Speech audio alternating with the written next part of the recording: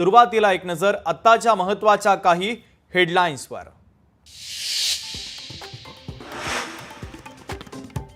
27 ऑगस्टला अंतरवाली सराटीतून मुंबईच्या दिशेने मराठा समाजाचा भव्य मोर्चा निघणार।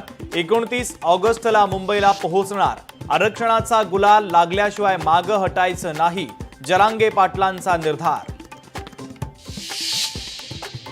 27 ऑगस्टला सकाळी अंतरवालीमधून मोर्चा निघणार। कोणी दगडफेक, जाळपोळ, तोडफोड करायची नाही, तर दगडफेक करणाऱ्याला पोलिसांच्या ताब्यात द्या। आपल्याला शांततेत मुंबईला जायचंय, जरांगे पाटलांचं मराठा बांधवांना आवाहन।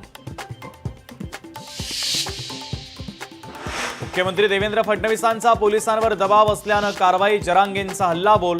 तर सरकारच्या लोकांकडून मराठ्यांच्या मोर्चावर दगडफेक आणि जाळपोळ होऊ शकते, पण तरी मागे हटायचं नाही, जरांगे पाटलांच्या सूचना। येत्या निवडणुकीमध्ये मतांचा पाऊस पडा, दहिसरमधील शाखेच्या भेटीदरम्यान उद्धव ठाकरेंचं आवाहन। शिवसेना कधीच फुटणार नसल्याचाही विश्वास केला व्यक्त। विधानसभा निवडणुकीमध्ये मतचोरी, खासदार संजय राऊतांचा आरोप, तर मतं गेली कुठं हा प्रश्न 8 महिन्यानंतरही अनुत्तरित, राऊतांचं विधान।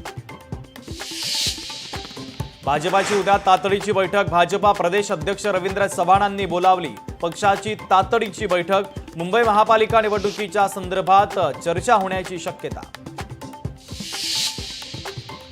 दोन्ही उपमुख्यमंत्र्यांच्या जिल्ह्यामध्ये सर्वाधिक बोगस लाडकी बहीण योजनेचे लाभार्थी। पुणे जिल्ह्यामध्ये 2,04,000 तर ठाणे जिल्ह्यामध्ये 1,25,000 बोगस लाभार्थी।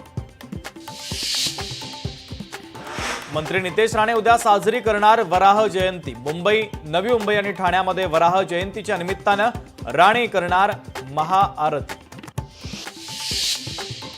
लालबागच्या राजाचा पहिला लुक समोर, गणरायाचं साजीर रूप पाहण्यासाठी भाविकांची गर्दी।